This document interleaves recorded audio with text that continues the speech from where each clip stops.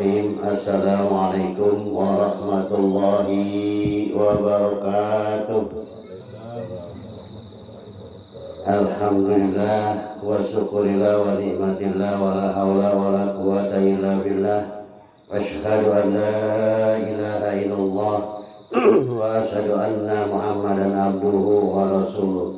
Allahumma sholli ala sayyidina Muhammad wa ala alihi wa sahbihi ajma'in, amma ba'du. Radina billahi rabba wa bil islami dina wa bi Muhammadin nabiyya wa rasula. Rabbi jibna ilma warzuqna fahma. Rabbi shrah sadri wa yassir li amri wa hlul 'uqdatam min lisani yafqahu qawli bi rahmatika ya arhamar rahimin. Pertama kita ucapkan sama-sama yaitu puji syukur kehadirat Allah Subhanahu wa taala, yang mana pada malam hari ini kita masih dikasih kesempatan oleh Allah, yaitu dikasih kesempatan panjang umur serta sehat walafiat, dikasih kesempatan diberi sama Allah hati kita iman yang kuat sehingga kita dapat menggugurkan kewajiban kita, yaitu menuntut ilmunya Allah Subhanahu wa taala. Dan mudah-mudahan kita setelah pulangnya dari majelis ini Allah mengampuni segala dosa-dosa kita, amin ya rabbal alamin. Jamaah sekalian yang saya hormati dan yang dimuliakan oleh Allah Subhanahu wa taala, malam ini malam Rebo tanggal 7 Zulhijjah. Besok yang mau berpuasa di bulan yaitu Zulhijjah, yaitu hari Tarwiyah, maka mudah-mudahan pahalanya melebihi daripada puasa-puasa yang lain, dan Allah yang akan membalas puasa orang-orang yang mengerjakan berpuasa karena Allah. Dan di bulan ini Allah memerintahkan kita yaitu di dalam dalam Quran katakan kita disuruh berkurban. Berkurban untuk siapa? Buat orang yang mampu, dan berangkat haji pun bagi orang yang mampu. Kalau kita belum mampu, minimal di hari raya Idul Kurban itu, kalau kita belum mampu berkurban untuk bersedekah, motong kambing ataupun motong sapi, kita membahagiakan keluarga kita. Yaitu misalnya punya duit, ya kasih lebihan gitu. Karena bulannya bulan bergembira, yaitu bulan berkurban, bersedekah. Untuk siapa? Untuk pahalanya untuk kita. Dan kalau kita emang nggak punya, bersedekah pada keluarga itu pahala yang paling besar. Jangan memaksakan bersedekah kepada orang lain tapi keluarga masih kurang. Salah. Karena pahala yang sangat besar yaitu pahala sedekah kepada keluarga kita. Anak dan istri kita bahagiakan dulu. Jangan memaksakan, nggak punya, munyakan di keluarga kurang sedekah. Jangan. Salah itu aturannya. Tapi yang ingin berpuasa di besok hari ini, hari Tarwiyah, di sini Rasulullah dari Qatadah radhiyallahu anhu berkata, Nabi Muhammad SAW bersabda bahwasanya puasa pada hari Arafah itu menebus dosa 2 tahun yang lalu dan tahun yang akan datang. Jadi buat orang yang puasa besok nih, niatnya aku niat puasa hari Tarwiyah sunnah karena Allah Ta'ala. Jadi gitu niatnya, aku niat puasa hari Tarwiyah atau sunat. Aku niat puasa Tarwiyah karena Allah Ta'ala dalam hati. Karena ucapan nawa itu saumannya, kalau kita nggak bisa nggak apa-apa, yang penting dalam hati. Dari sekarang niat boleh, besok juga habis subuh apa-apa niat puasa semua, yang penting belum makan apa-apa. Niatnya aku niat puasa sunnah Tarwiyah karena Allah Ta'ala. Nah besok hari Kamisnya niatnya aku niat puasa sunnah Arafah karena Allah Ta'ala. Di dalam hati bilang niatnya itu niatnya. Poin niat kalau nggak bisa singkat aja dah, aku niat puasa sunnah Arafah karena Allah Ta'ala gitu. Di sini kata Nabi, barang siapa bahwasanya puasa pada hari Arafah itu dapat menebus dosa 2 tahun yang lalu. Masya Allah, menebus dosa 2 tahun yang pernah kita kerjakan dan tahun yang akan datang yang belum kita kerjakan udah diampuni oleh Allah Subhanahu wa Ta'ala, terutama dosa-dosa yang kecil. Di sini jadi tentang puasa bulan haji, bulan Dzulhijjah atau bulan haji, yaitu puasa pada hari Arafah. Jadi yang paling kita harus pentingkan mah tanggal 9-nya Arafahnya. Jadi kalau tarwiyah enggak puasa, wayahnya dah tanggal 9 mah gitu. Terpaksa-paksakan tuh. Kenapa? Karena itu bekal untuk celengan kita nanti di akhirat. Nanti kita akan diberi oleh Allah pahala yang sangat besar. Orang yang mengerjakan puasa di hari Arafah. Dan besok mau dikerjakan tarwiyahnya, ya silakan. Lebih besar lagi pahalanya. Barang siapa yang mengerjakan puasa di hari tarwiyah besok, yaitu maka Allah mengampuni dosanya yang telah lalu 1 tahun dan yang akan datang. Di sini dari Abu Sa'id dari Ibnu Umar radhiyallahu kata, siapa yang puasa pada hari Arafah maka akan diampunkan baginya itu yang telah lalu dan yang akan datang dari dosa-dosanya. Yaitu dosa yang kecil maksudnya. Jadi kalau dosa yang besar mah ya tetap tobatnya harus tobatan nasuha. Jadi dosa yang kecil itu dosa yang kecil diampuni. Kalau dosa yang besar mah yang kita merasa punya dosa besar ya tobatan nasuha. Kita menyesal atas perbuatan dosa besar kita bertobat pada Allah, mohon ampun, dan dalam niat dalam hati tidak akan aku ulangi lagi. Itu tobatnya dosa besar. Kalau dosa kecil mah puasa dengan hari Arafah dan tarwiyah aja sudah diampuni oleh Allah Subhanahu wa Ta'ala. Jangankan puasa hari tarwiyah dan hari Arafah, dosa kecil mah yaitu kita duduk di pengajian ini sudah diampuni dosa-dosa kita dan dosa kedua orang tua kita. Itu hikmahnya kita duduk di dalam pengajian, kita majelis ilmu, itu dosa kita diampuni, dosa orang tua kita juga pun diampuni. Kita yang duduk pada hari ini itu. Makanya di sini kata Rasulullah, orang yang berpuasa itu maka puasa sunnah besok di tarwiyah dan Arafah itu pahalanya sangat besar. Siapa yang menjaga lidah dan pendengaran dan penglihatannya pada hari Arafah. Nah makanya kalau hari Arafah ini hari Kamis ya. Hari Kamis jangan kemana-mana. Tutup tuh mata, jangan megang HP. Di sini jadi kita disunahkan, dilarang oleh Rasulullah. Siapa yang dapat menjaga lidahnya, jangan ngobrol dah. Takut-takutnya lidah kita nih ketelepasan. Kita lagi puasa nih diampuni 2 tahun yang lalu dan 1 tahun yang akan datang. Lalu kita puasa, kita main jalan dan misalnya keluar ngobrol nggak kerasa kita takutnya ngegibah atau melihat perempuan atau yang bukan muhrimnya.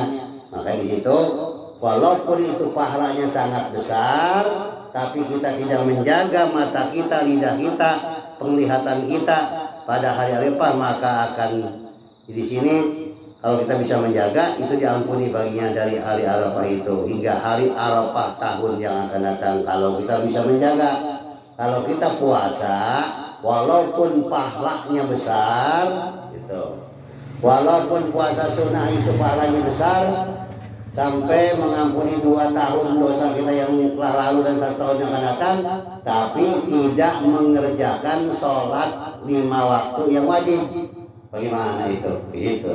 Kan ada saya lihat orang puasa sunat mengikut puasa haji mah bagus juga sih, masih menandakan kita ini sebagai umat Islam gitu, sebagai muslim. Tapi enggak sholat 5 waktunya, sholat yang wajib. maka lebih berat siksanya daripada dia buat pahala puasanya. Karena meninggalkan sholat yang 5 waktu itu dosanya yaitu berlipat ganda seperti orang yang berzina, orang yang membunuh, orang yang mabuk, orang yang makan riba. Itu orang yang meninggalkan sholat 5 waktu itu dosanya seperti itu. Terus dia puasa misalnya nih di hari Arafah yang pahalanya mengampuni dosanya 2 tahun yang lalu dan tahun yang akan datang, tapi dia nggak sholat, ya nggak jadi gitu. Karena ini mah yang diampuni kan dosa-dosa kecil, dosa besar mah harus taubat nasuha. Nah itu meninggalkan sholat dosa besar. Bagaimana cara tobatnya? Kalau kita udah bertobat, tadinya nggak pernah sholat lalu sholat, terus jangan sampai. Kalau kita tadinya nggak pernah sholat 5 waktu, lalu kita sholat tadi, udah tuh jangan sekali-kali. Kalau kita udah bertobat, jangan berkali-kali, 1 waktu pun jangan ditinggalkan. Kalau kita bertobat, 1 waktu pun jangan ditinggalkan udah. Kalau kita udah tobat daripada meninggalkan sholat 5 waktu, pas itu masih berani, gara-gara timbang cuma capek sedikit, gara-gara sakit sedikit timbang meriang, nggak sholat, itu belum tobat namanya. Masih berani meninggalkan yang sangat wajib, yang diwajibkan oleh Allah. Kalau kita udah tobat mah, apapun rintangannya, ya udah kita kerjakan sekemampunya. Karena sholat 5 waktu mah tidak berat, tidak dipaksakan, sekemampu kita.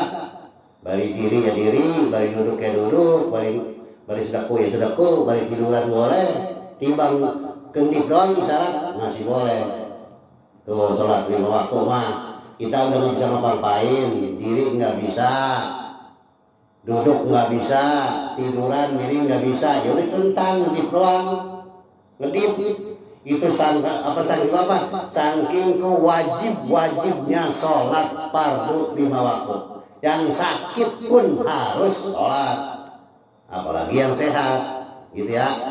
Jadi jangan sampai ini besok menerangkan puasa 5, puasa hari Tarwiyah dan hari Arafah, puasa pahalanya sangat besar, mengampuni dosa yang 2 tahun yang telah datang yang lalu dan 1 tahun yang akan datang, enggak sholat gitu. Jadi jangan sampai terbalik, yang wajib ditinggalkan, yang sunnah dikerjakan, salah itu, salah banget ya. Jadi salah banget, nggak seperti orang begini sholat id datang ke masjid, ya kan, sholat 5 waktu maka agak. Jadi salah, terbalik beratnya, yang wajib ditinggalkan, yang sunnah dikerjakan, yang nggak kebagian gitu ibaratnya. Bukan nggak diterima, bukan nggak terima ibadahnya, bukan kagak kebagian, banyakkan dosa meninggalkan 5 waktu daripada mengerjakan yang itu gitu. Tapi kalau saya disambil mengerti orang-orang tersebut sambil rajin sholat 5 waktunya, lalu dia sholat puasa sunnah Arafah dan Tarwiyah dan Arafah, nah itu digabungkan tuh tambahan, itu artinya tambahan ya itu. Jadi sunnah-sunnah yang lainnya, pekerjaan-pekerjaan yang lainnya itu tambahan dari hasil sholat 5 waktu kita gitu. Makanya di sini, siapa yang menjaga lidahnya, pendengarannya dan penglihatannya pada hari Arafah, maka akan diampunkan baginya dari hari Arafah itu hingga hari Arafah yang tahun yang akan datang. Jadi besok nih hari Arafah, hari Kamis, itu kita kalau bisa jangan keluar. Sekalinya keluar misalnya merem, kalau lihat ada yang senonoh gitu misalnya ada pakaian-pakaian yang romanya mencolok, bikin kita nafsu, ya merem atau nunduk gitu. Jangan apa, kita nih supaya dapat pahala dari Arafah besoknya hari Kamis sampai Arafah tahun akan datang. Caranya gimana? Jadi terjaga dulu lah gitu. Karena nemuin Arafah tahun akan datang belum tentu kita masih ada umur apa enggak gitu. Makanya ada orang misalnya bulan puasa nggak puasa, itu takutnya puasa tahun besok nggak ada, udah meninggal, sedangkan belum dibayar. Masya Allah, itu bagaimana nih cerita siksanya? Jangan diceritain dah, ngeri gitu. Kalau yang takut mah gitu. Itu kalau orang misalnya puasa Ramadan kemarin nggak puasa nih, lalu dia mati sebelum dia kodoin, sebelum dia bayar, dia mati sebelum datang Ramadan. Bagaimana itu ceritanya? Oh, serem. Kalau ceritain mah, gua mau nggak percaya pisan, gitu, bodoh amat itu mah, gitu. Nggak percaya pisan gua, kuburan orang udah mati, bener pada diem mah itu. Nah, iya emang udah mati dikubur, itu nggak ada yang tahu, karena Allah bukan di jasad yang disisa, nggak beda orang ngimpi di udang-udang, udah ngaji mau dilogot, ayo kamu, capek banget itu, perbandingan kecilnya. Itu perbandingan kecilnya roh kita apabila disisa, kita dikejar-kejar oleh binatang buas, saking takut tuh lari ketemu lagi gitu. Itu nanti di situ lah capek terus, siksa terus. Itu yang percaya kalinya. Kalau yang nggak percaya mah apa sih? Ini lagi nerangin gitu. Makanya di bulan Dzulhijjah ini mudah-mudahan kita mendapatkan umur kita panjang, mendapatkan Dzulhijjah tahun yang akan datang. Amin ya rabbal alamin. Dan mudah-mudahan kita besok niatkan besok puasa, minta dikuatkan sama Allah. Ya, yang dibuka. Sebab apa? Yang bisa menguatkan puasa kita Allah. Kita mah cuma niat doang. Besok mau puasa, entah kepada Allah kasih perut, sakit perut, berak-berak atau gimana, nggak kuat kita. Makanya minta pada Allah Subhanahu Wa Taala besok kita niat puasa hari Tarwiyah. Itu niatnya bagaimana? Niatnya di dalam hati. Saya niat puasa Tarwiyah karena Allah Taala. Gitu. Saya niat puasa sunnah hari Tarwiyah karena Allah Taala. Itu udah jadi dalam hati. Gitu, nggak pakai bahasa Arabnya, tahu nggak apa. Udah niatnya dalam hati begitu. Sama. Yang penting mah innamal a'malu binniyat. Setiap perbuatan tergantung niatnya. Niatnya di mana? Bukan di mulut. Itu seperti usolli fardhu maghribi salah sarokan takbir barkallah taala Allahu Akbar, di hatinya nggak niat, cuma usolli doang, ya nggak sah tuh sholatnya. Gitu, nggak beda niat puasa di mulut yang ucap, di hatinya enggak. Gitu. Jadi kalau niat puasa dan sholat mah kita harus tahu artinya. Gitu. Jadi niat yang wajib mah kita harus tahu artinya. Nawaitu shauma ghadin an ala ibadu sahri, panjang banget. Ini benar mati. Kajaku aku niat besok puasa di bulan Ramadan padokan Allah. Gitu benar begitu, daripada nawaitu shauma ghadin panjang artinya nggak tahu, nggak dibaca dalam hati, nggak sah lagi. Karena niat mah bukan di mulut, bukan lidah, niat mah di dalam hati. Itu jadi jangan sampai puasa kita nggak niat, cuma niatnya di mulut doang, jadi di hati niat mah. Itu ya. Dan mudah-mudahan kita berharap pada Allah Subhanahu Wa Taala kita dikasih sehat besok niatkan puasa. Kenapa? Pahalanya dilipat gandakan oleh Allah Subhanahu Wa Taala bagi orang yang berpuasa sunat, yaitu di hari Tarwiyah dan Arafah. Karena hari Arafah mah kalau bisa mah nih, kata dalam pesan dari Al-Qudai di sini berkata, siapa yang dapat menjaga lidahnya maka dan penglihatannya, pendengarannya pada hari Arafah, nanti dosa kita diampuni, yaitu dari Arafah itu hingga Arafah yang akan datang. Sini dari Ibnu Abi Syaibah meriwayatkan dari Abu Hurairah radhiyallahu anhu berkata, puasalah kamu itu dengan, yaitu puasa yang diperintahkan dan ada sunahnya, maka yaitu hari yang dipuasakan oleh para nabi-nabi dahulu. Karena itu kamu berpuasalah hari itu. Puasa ya, udah tua mah ya, jangan makan wae. Mudah-mudahan kita kuat besok nih. Ya. Udah tua mah mau kemana? Umur kita mau tinggal ngitung pakai jari. Umur di atas 50, apalagi 60, hitung pakai jari. Ya. Kalau jatah 65, sekarang 62, jadi 3 tahun. Gitu. Karena umur 65, jatah 70 dah. 5 tahun dimatiin dunia. Makanya jangan pengen kaya banget tau itu mah ya. Muak kemakan. Muak kemakan dunia mah ya. Kalau yang umurnya 40, ya mungkin kalau dia umur 60 masih panjangan dimatiin dunianya. Kalau umurnya ada yang 35, kalau dia misalnya umurnya dikasih 65, ya mungkin panjang juga nikmatin ya. Rumahnya, mobilnya, motornya bisa dinapin lama ada tuh 30 tahun. Ya, kalau jatah umurnya 65, sekarang umurnya 35 atau 40, masih panjang gitu mah. Itu mah itu hitungan. Tapi sekarang mah umur mah enggak tua, enggak muda. Karena yang sakit stroke aja, kadang-kadang yang muda juga bisa stroke. Kenapa? Dari makanannya, dari misalnya bisa dari makanan juga, dari ajab dari Allah juga, dan murka dari Allah. Soal apa? Allah murka dikasih penyakit yang zaman dulu gak ada, gitu ya. Kan dulu gak ada. Dulu mah gak ada, zaman dulu mah sakit stroke, diabetes segala macam, teknik nggak ada dulu mah. Karena orang dulu mah apik gitu dengan orang-orang sekarang. Itu orang sekarang mana? Ya orang sekarang mah udah nggak apik dari makanannya, dari perbuatannya, itu dari melawannya, durhakanya banyak sekarang mah. Dulu mah enggak. Bocah kecil dulu diprototin sama emaknya, takut kita dulu ya. Itu dulu kita masih kecil nih saya. Domelin prototin doang takut sama kita. Bocah karang mah kagak nyengir.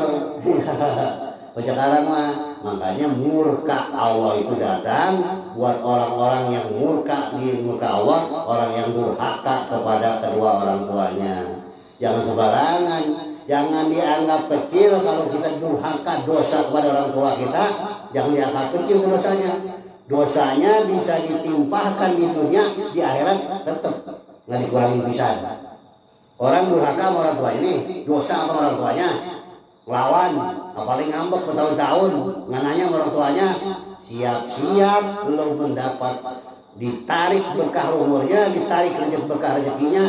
Nanti Allah akan turunkan ajab dan murka Allah di dunia, di akhirat nggak ditinggalin, nggak disisain, tetap nggak di dunia dikasih itu siksanya misalnya hidupnya selalu gimana, apa banyak dah. Di akhiratnya pun siksanya tetap nggak dikurangi sama sekali. Makanya hati-hati ya, kita udah tua nih, kita juga sebagai orang tua adalah kita juga anak, ya anak daripada ibu kita dan bapak kita. Bagaimana kalau bapak saya itu orang tua saya meninggal? Yang minimal kirimin Al-Fatihah setiap kita habis sholat 5 waktu, kirimin itu. Supaya apa? Supaya kita dianggap berbakti kepada kedua orang tua, ya kirimin. Tiap habis sholat nggak lupa wae, ya minimal seminggu sekali jarah ke kuburnya, itu. Kita mah jauh jarahnya, kirim Al-Fatihah doang, sedekah 10.000, 5.000, niatkan tuh sebuah 5.000 ngasih jajan orang tua kita yang masih hidup. Kalau masih hidup kalau udah meninggal gimana? Ya udah kita sedekah 5.000 di kelopak masjid, jangan ada yang tahu, masukkan niat pahalanya buat kedua orang tua saya. Jadi nggak usah orang pernah lihat, nggak usah. Ada kelopak masjid, masukkan dalam kelopak masjid, niat kena hati saya sedekah, pahalanya buat kedua orang tua saya. Itu terus. Jadi berbakti kita kepada orang tua itu nggak putus ya. Ini kembalinya pada puasa sunnah, tarwiyah dan arafah. Ingetin niatnya, aku niat sunat puasa tarwiyah esok hari karena Allah Ta'ala. Udah gitu doang dah ya, jangan sampai lupa. Dan mudah-mudahan apa yang saya sampaikan ada manfaatnya, dan lebih kurangnya saya mohon maaf, dan khususnya buat diri saya sendiri dan umumnya buat para jamaah sekalian. Dan mudah-mudahan apa yang saya sampaikan ini ada kesalahan, mohon dibukakan pintu maaf yang seluas-luasnya. Salah datang dari mulut saya dan benarnya datang dari Allah dan Rasulullah SAW. Oleh karena itu cukup sekian dari saya. Wassalamualaikum warahmatullahi wabarakatuh.